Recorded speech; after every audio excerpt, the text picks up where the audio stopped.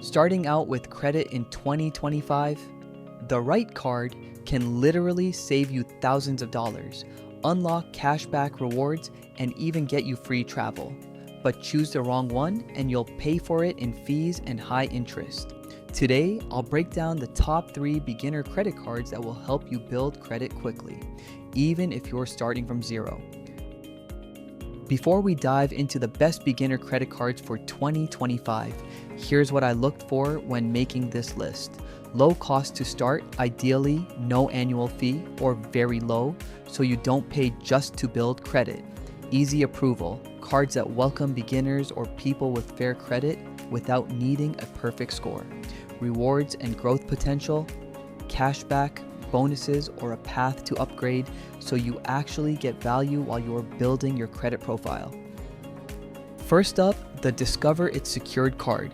This is one of the best starter cards if you've never had credit before. Here's how it works. You put down a refundable security deposit, usually $200 or more. That becomes your credit limit. You use the card for purchases, pay it off on time, and Discover reports your activity to all 3 major credit bureaus. So you start building your credit history right away. What sets this card apart is that it actually earns rewards. You get 2% cash back at gas stations and restaurants, up to $1,000 each quarter, plus 1% cash back on everything else. And the best part?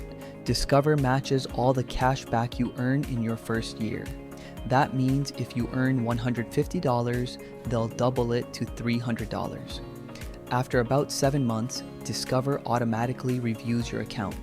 If you've been paying responsibly, you may graduate to an unsecured card and you'll get your deposit back. Second, the One QuicksilverOne Rewards card. This card is designed for people with fair or average credit who are still building their profile. It gives you 1.5% cash back on every purchase with no categories to track. There is a $39 annual fee, but in exchange, Capital One makes it easier to get approved compared to many no-fee cards. Another big plus, after just 6 months of on-time payments, Capital One automatically reviews you for a credit limit increase, which helps improve your credit utilization and build your score faster. That combination, simple rewards, beginner accessibility, and a path to higher limits, makes QuicksilverOne one of the most practical starter cards for 2025. Third, the Chase Freedom Rise, designed for people who are new to credit. This card gives you 1.5% cash back on every purchase with no annual fee, and it reports to all 3 credit bureaus. Here's the insider tip.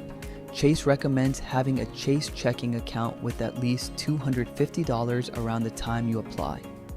Doing this can significantly improve your approval odds. On top of that, the Freedom Rise gives you a clear upgrade path.